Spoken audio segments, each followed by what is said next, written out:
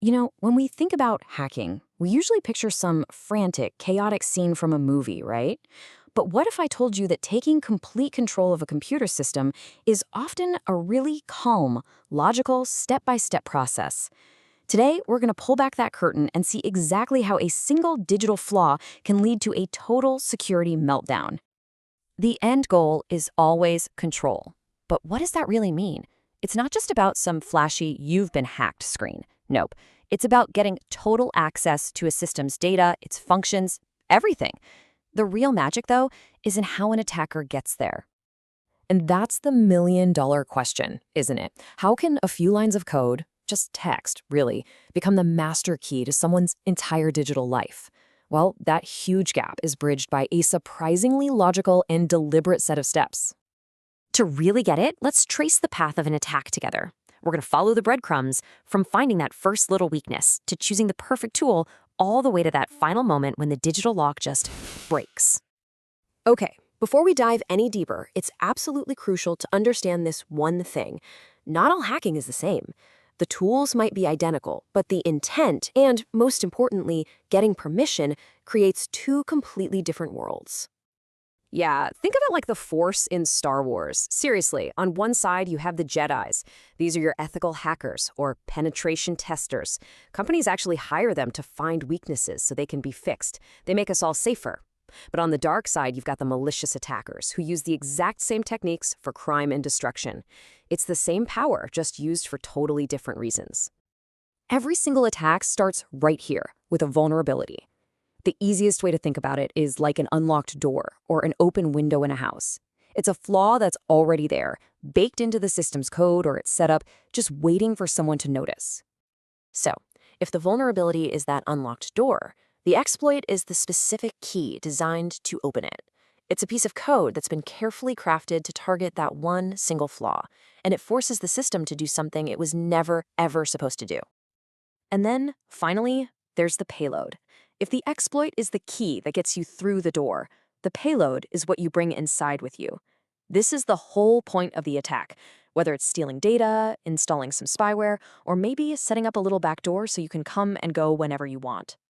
Now, you can probably imagine trying to manage thousands of these vulnerabilities, exploits, and payloads from scratch would be, well, impossible.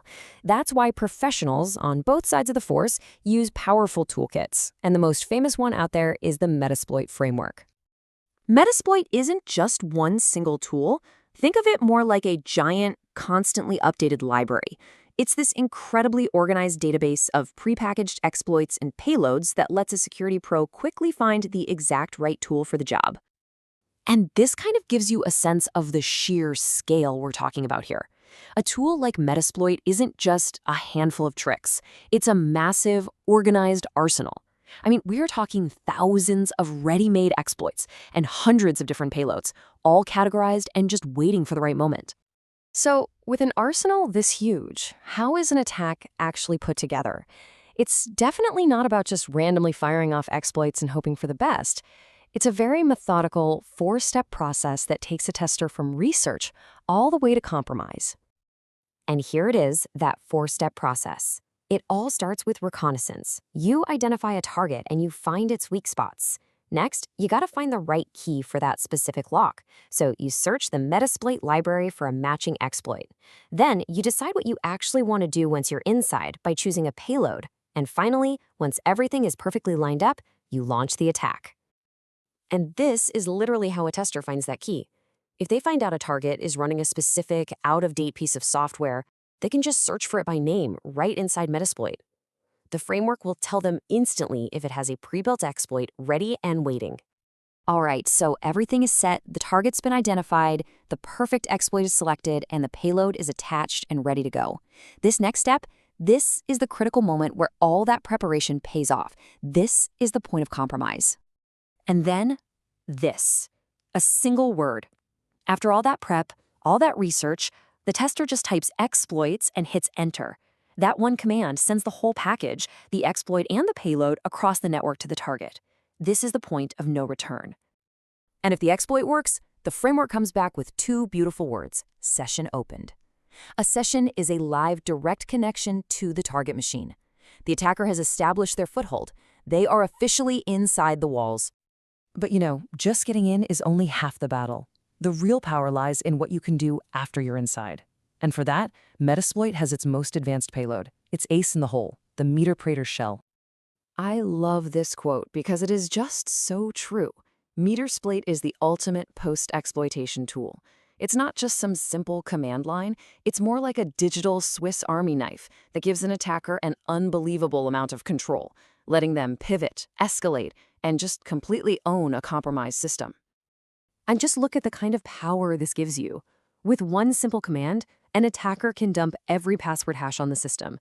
With another, they can see exactly what's on the user's screen in real time. They can even start a keylogger to capture every password, every email, every private message as it's being typed. This isn't just access anymore. This is total surveillance. And there you have it, the complete chain reaction. This whole domino effect shows how one single, overlooked software flaw can be the first step toward a total system compromise. It's a methodical process that proves why finding and fixing even the smallest vulnerability is so incredibly critical for our own security. And that leaves us with a final, kind of sobering thought, doesn't it? We just walked through an attack using a well-known, documented vulnerability. But what about the flaws that exist right now in the software we all use that nobody has discovered yet? Those are the real wild cards in the ongoing, high-stakes chess match of cybersecurity.